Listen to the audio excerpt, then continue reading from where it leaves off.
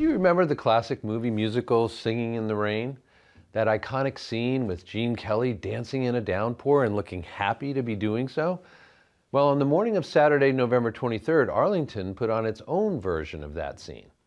Hello, I'm James Milan. And I'm Daniela Bonto. No singing or dancing, but so much joy as the ribbon was cut on the new Robbins Farm Playground. And children of all ages raced to be among the first to go down the iconic big slide. ACMi News braved the elements to be there for the festivities. I know that this has taken a lot longer than we all wanted. It has been hard, and I am looking at this and seeing how beautiful and how innovative and how thoughtful this is.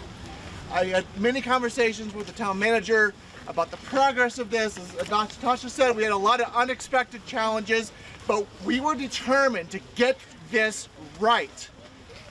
Those of us who live in this neighborhood know the history of this hill and this slide, and it's been hard. But the goal here, and I'm optimistic that we're going to get there, is to have a park that serves all of Arlington, that serves all kids of all abilities for the next 25 or more years. So we took some time, we took the time we needed. It was more than we wanted, but we really believe and are hopeful that we got it right. I can't wait for people to start enjoying it.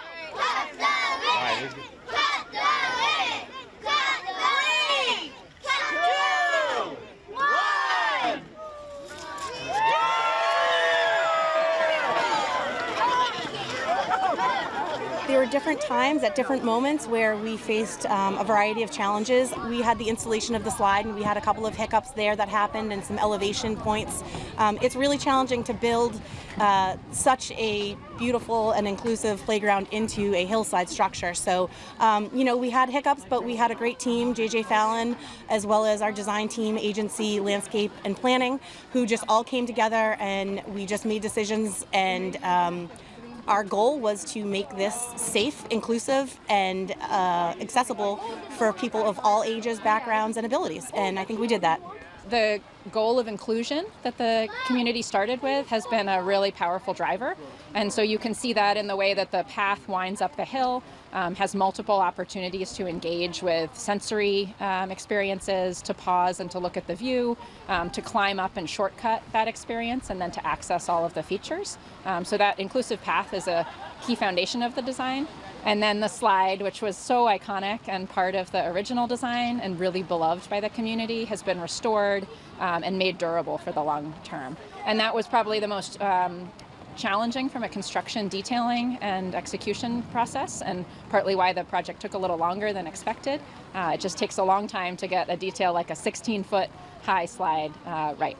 It also provides a reference and sort of we've set a bar, especially in Arlington, to be able to reference what we've done here, incorporating design, the inclusive design principles and universal design principles into this park. We're going to be able to reference this when renovating additional parks in Arlington, and I believe surrounding communities. Like, we're drawing those people and those kids here to play at our park. They're going to go back to their towns and maybe request of their Park and Rec Commission these types of equipment and this type of play. So that's really important. My husband and I moved into Arlington when our son Jake was 6 months old, and we moved into this neighborhood. We moved to a street called Elmore Street, and Robbins Park was our playground. Right at the same time that we moved in, we got a diagnosis for him, and he was born with a very rare metabolic disorder that led to him having special needs, significant medical needs and significant special needs. And he was non-ambulatory and non-verbal, but he loved to play. And so this was our park, and we would come up here, and he loved playing at the old Robbins Playground. The slides here are amazing. There are known towns around come here for the slides. And he also loved the swings, and he loves the playhouse and the sandlot.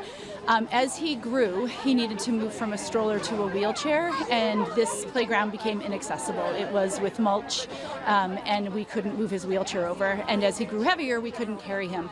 I love that I live in a town that supports it. I commend Joe Connolly, who at the time was the head of Parks and Rec, because he really said, I think we can do it on this one. And he rallied the troops to get together to make an inclusive playground. I love that I'm in a town that decides not only to say we're inclusive, but actually puts the work in to make this an inclusive community. by the number of people who are out here today. This just really shows the enthusiasm and the support that we have of our community and how much this was needed and how much folks value Robbins Farm Park. We're very lucky here in Arlington. Yeah, I couldn't agree more. As we were standing up there about to cut the ribbon, watching the children literally shake in their little rain boots was all the joy I needed for all the work that was done by so many. This is going to be a park that's used heavily for a long time. I mean, it's the near inclusive design park. It's going to get used by everyone in the community, and it's a fantastic site. I can't see anything other than that. It's going to be a great resource for Arlington. There are still a few final touches to be added, and visitors will notice some fencing still around, but the fully renovated park should be all ready by springtime.